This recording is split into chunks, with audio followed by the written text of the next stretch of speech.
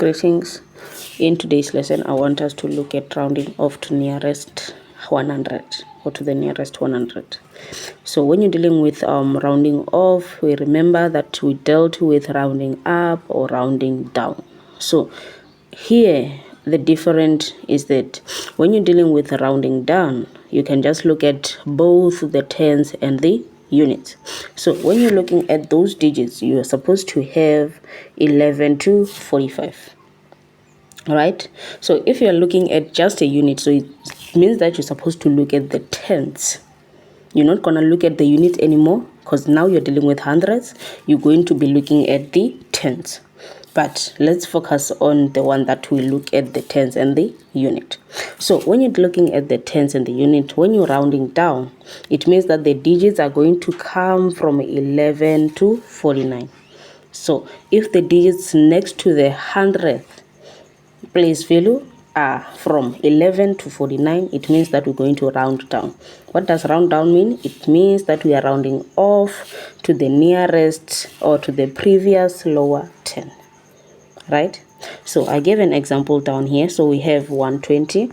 So if we are rounding off 120 to the nearest 100, sorry, this side is supposed to be 100. So if we are rounding off 120 to the nearest 100, we look at the 20 there. So you have 120, you look at the 20. Okay, is it between 11 to 49? So if it is between, it means that we're going to round down. So the rounding down is going to be a 100. Okay, so we have 245. So let's say 245. Is it falling under 11 to 49? Yes. What do? We round down. So the number or the answer is going to be a 200.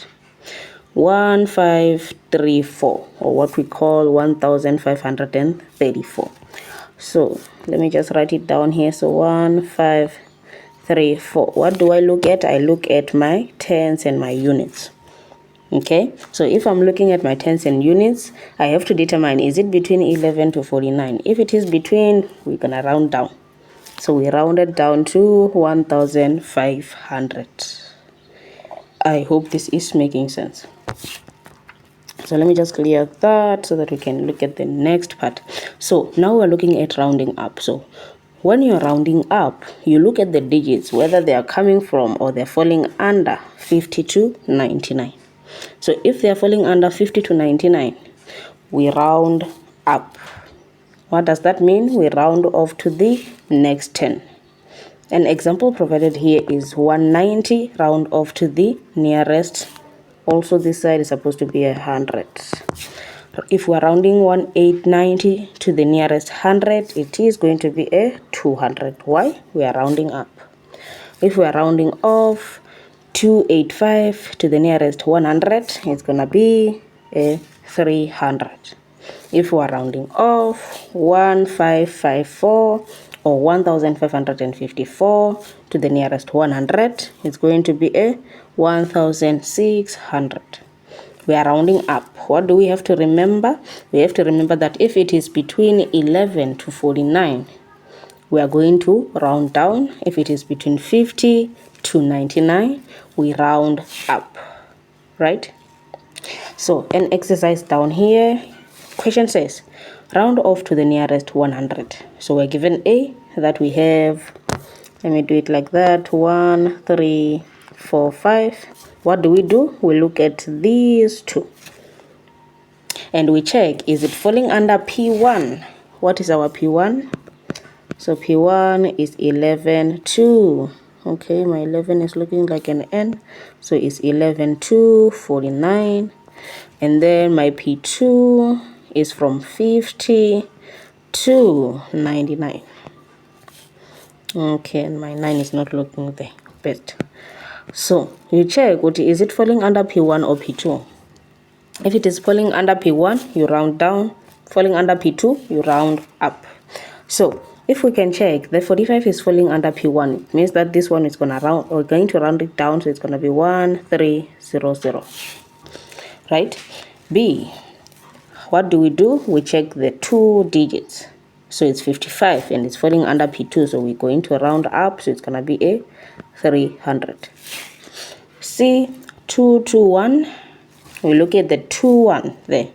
It's falling under P1, so we're gonna round down, so it's gonna be a 200, right?